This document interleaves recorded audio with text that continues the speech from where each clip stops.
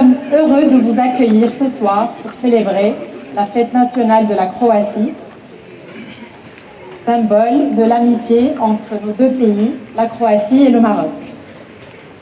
Nous commencerons cette cérémonie par l'interprétation des hymnes nationaux croates et marocains, suivi du discours de son Excellence Madame Jasna Mileta.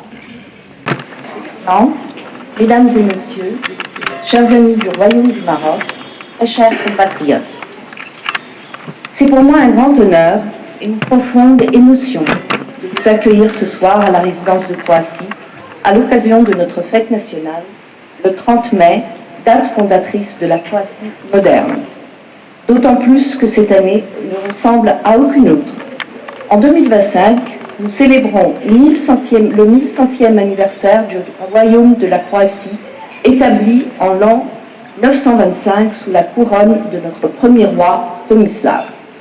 Et pour cette occasion, nous avons l'honneur d'avoir ce soir parmi nous un artiste croate de renom dans le domaine du street art qui, par une heureuse coïncidence, est l'homonyme du grand roi Tomislav. Il s'agit de Tomislav Lančarić, qui a participé en ce mois de mai à la 10e édition du festival Jidar à Rabat et qui en a profité pour nous offrir une performance artistique nous donnant un aperçu de la figure emblématique du roi Tomislav. Le roi Tomislav fut proclamé roi par le pape Jean X. Son couronnement a marqué l'unification des territoires croates et l'élévation de la Croatie au rang du royaume souverain. Ce jeune royaume devint rapidement un acteur politique reconnu dans l'Europe médiévale, unifiant les peuples croates du nord et du sud, assurant la défense de son territoire et développant des alliances avec Rome et Byzance. 11 siècles se sont écoulés depuis que le peuple croate a affirmé sa volonté d'exister, de se gouverner, de préserver sa langue, sa culture et son territoire. Ce long voyage historique n'a jamais été simple. Il a traversé les tourbillons du temps, les empires, les conflits, les alliances, des pertes et des renaissances. Mais à chaque étape, l'identité croate n'a jamais été effacée. Elle a été transmise, défendue, chantée, écrite, parfois en silence, parfois avec fierté, jusqu'à ce que notre indépendance soit pleinement retrouvée dans les années 1990. C'est pourquoi le 30 mai est une date si chère à nos cœurs. C'est le jour où, en 1990, s'est réuni le nouveau Parlement démocratique élu en Croatie moderne. Une étape décisive dans notre chemin vers la liberté et la souveraineté retrouvée. Mais ce retour à la souveraineté n'a pas été pacifique. Notre indépendance, comme vous le savez, a été recouverte en sang. De 1991 à 1995, le peuple croate a dû défendre sa liberté, les armes à la main, dans une guerre douloureuse et destructrice. Parmi les moments clés de cette lutte, nous commémorons cette année aussi le 30e anniversaire de l'opération Tempête, une victoire décisive qui a permis de restaurer l'intégrité territoriale de la Croatie, de mettre fin à l'agression et d'ouvrir la voie à la paix, à la démocratie et à l'intégration européenne.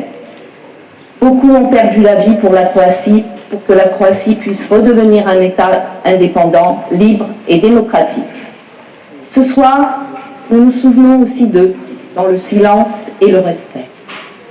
Mais aussi de tous ceux qui souffrent et meurent aujourd'hui pour défendre leur liberté, que ce soit en Ukraine, à Gaza ou dans le reste du monde embrasé dans les conflits.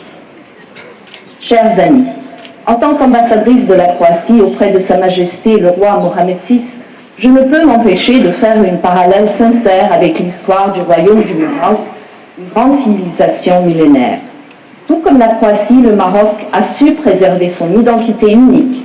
Le Maroc a préservé sa monarchie historique, sa culture riche et son rôle central dans l'équilibre de sa région, tout en s'ouvrant au monde avec intelligence et fierté.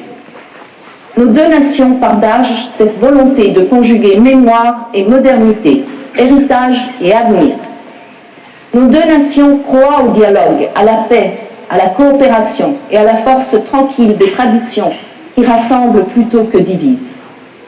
C'est dans cet esprit que le ministre des Affaires étrangères du Maroc, M. Nasser Bourguiba, a récemment rencontré son homologue croate à Zagreb, afin d'affirmer de nouveau, dans une déclaration conjointe, l'importance des relations politiques, économiques, culturelles et humaines entre nos deux pays. En signe de cette amitié partagée, j'ai le plaisir de vous inviter à un moment artistique unique, le concert d'un groupe de Klapa, que vous avez entendu tout à l'heure chanter les hymnes nationaux. Un chant traditionnel croate a cappella, né sur les rivages de l'Adriatique et inscrit au patrimoine immatériel de l'UNESCO. Klapa, ce sont des voix pures qui s'unissent pour raconter l'amour, la mer, la terre natale et la patrie.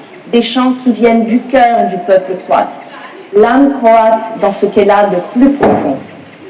Ce soir, ces voix venues de Dalmatie porteront jusqu'à Rabat un peu de notre cœur. Merci de célébrer cette soirée avec nous. Merci de faire vivre cette amitié entre Rabat et Zagreb, entre le Maroc et la Croatie, et surtout, vive l'amitié entre les peuples libres et fiers de leur histoire. Merci à tous.